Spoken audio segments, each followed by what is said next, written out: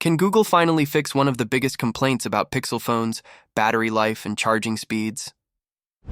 That's the question many people are asking ahead of the Pixel 10 series launch, expected around August 2025.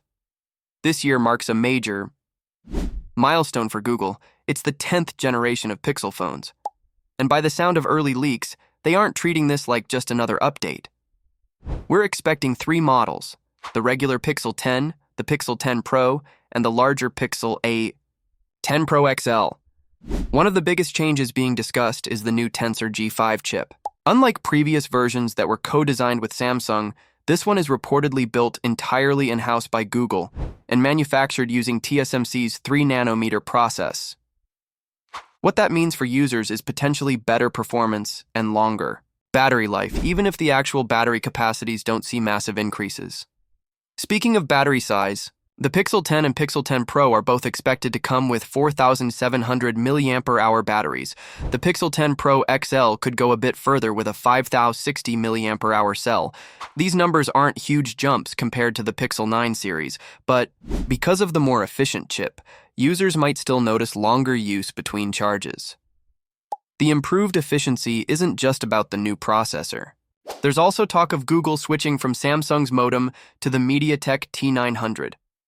That might sound technical, but it could make a real difference. This modem is known for using less power, which is especially useful during heavy tasks like streaming or using mobile data. And that means the phone could last longer on a single charge, even with demanding apps. Another small but important improvement comes with the screen.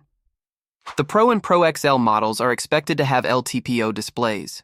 These displays can change their refresh rate depending on what you're doing. So when you're just reading an article or looking at a photo, the screen might run at just 1 Hz instead of 120 Hz, which saves power without sacrificing quality. When it comes to daily use, Google is promising all-day battery life, and some modes might stretch that to around 100 hours. That's using the Extreme Battery Saver mode, which cuts down on background activity. Sure, other companies like Xiaomi or OnePlus might pack in larger batteries, sometimes over 7,000 mAh, but Google seems focused on finding a better balance between battery size, software control, and real-world efficiency. Charging is also getting a useful upgrade.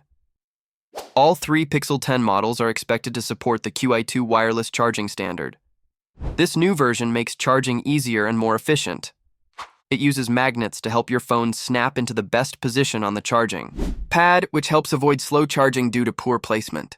QE2 supports up to 15 watts, which is fast enough for most people's daily needs, especially for overnight charging. Wired charging remains quick too. If you use Google's 45-watt charger, the Pixel 10 and 10 Pro could reach about 55% in just half an hour. The Pro XL might charge even faster, up to 70% in the same time, similar to the last Pro XL model. Wireless charging is likely to stay at around 23 watts, and yes, reverse wireless charging is still included.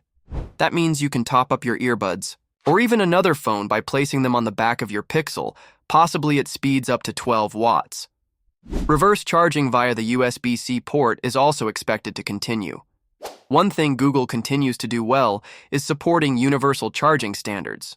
The Pixel 10 lineup will likely still support USB power delivery and PPS, which means you're not locked into Google's own chargers.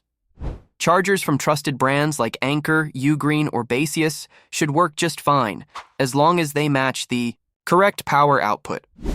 What do you think? Is this enough to make you consider the Pixel 10? Let us know in the comments below, and if you enjoyed this video, hit the like button and don't forget to subscribe for more updates on the latest in tech. And even rugged models like the Tab Active series. So local variants like Jump 3, Buddy 3, and Quantum 3 are also part of the plan. If you're not sure whether your phone is ready for the update, just go to Settings, then Software Update, and tap on Download and Install. It's always a good idea to back up your data before installing anything major. If you're more tech-savvy, you'll soon find the Android 15 firmware files on Sammobile for manual flashing. Keep in mind that Samsung doesn't release updates to everyone at the same time. Different regions and carriers may see the update earlier or later, so even if someone in another country already has it, you might have to wait a bit longer. Patience really is key here. Even though One UI 7 is just rolling out, Samsung is already preparing for what comes next. The next version, One UI 8 based on Android 16, is in the works and is expected to launch later this year with the Galaxy Z Fold 7 and Z Flip 7. If you found this helpful, don't forget to like this video and subscribe to our channel for more updates like this. Years ago, the Z Flip 5 had a 3,700 mAh battery. Seeing 2 consecutive battery upgrades is quite rare for Samsung's foldable lineup, especially when looking at the Z Fold series, which has seen little to no change in battery capacity over the years. The Z Fold 6, Z Fold 5, and Z Fold 4 all featured the same 4,400 mAh battery, and the Z Fold 2 even had a slightly larger 4,500 mAh battery back in 2020. This suggests that Samsung is taking a different approach when upgrading the Flip and Fold models. Like previous Flip models, the Z Flip 7 will likely use a dual battery setup. The leaked details indicate that the 2 batteries will have rated capacities of 2,985 mAh and 1,189 mAh, which should translate to an advertised 4,300 mAh capacity. This is roughly a 7-8% increase from the Z Flip 6, which could result in a similar improvement in battery life. However, real-world performance might be even better, because Samsung is expected to equip the Z Flip 7 with Qualcomm's new Snapdragon 8 Elite chipset. This next-generation processor will not only boost raw performance, but should also improve power efficiency, helping extend battery life further. Despite the larger battery, the Z Flip 7 isn't expected to change much in terms of size. Recent leaks suggest the phone will be slightly taller and wider, measuring 166.6 millimeters in height and 75.2 millimeters in width. That's an increase of just 1.5 millimeters in height and 3.3 millimeters in width compared to the Z Flip 6. The extra space might be due to the expansion of the screens, with the main display growing from 6.7 inches to 6.8 inches and the cover display increasing from 3.4 inches to 3.6 inches. One impressive detail is that Samsung has reportedly kept the thickness unchanged at 6.9 millimeters. However, the phone's weight hasn't been confirmed yet, and the larger battery might add a few extra grams. With these improvements, the Z Flip 7 is expected to be an even better companion for frequent travelers.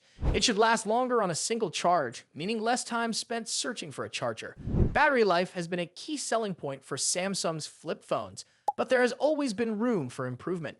The Z Flip 6 performed well in tests, but it still fell short of the Motorola Razr Plus 2024 in battery endurance. It will be interesting to see how the Z Flip 7 compares not just to its predecessor, but also to Motorola's upcoming Razr Plus 2025. Samsung appears to be taking battery life more seriously with its flip phones, and if these rumors turn out to be true, the Z Flip 7 could be one of the longest-lasting foldable phones yet. It remains to be seen how these improvements will translate to real-world performance, but the combination of a bigger battery and a more efficient processor is promising. If you travel frequently or simply want a foldable phone with better battery life, the Z Flip 7 could be worth considering. Let me know what you think about these changes. Do you see yourself upgrading to the Z Flip 7, or do you think Samsung should focus on other improvements? Share your thoughts in the comments, and if you enjoyed this video, don't forget to like and subscribe for more updates.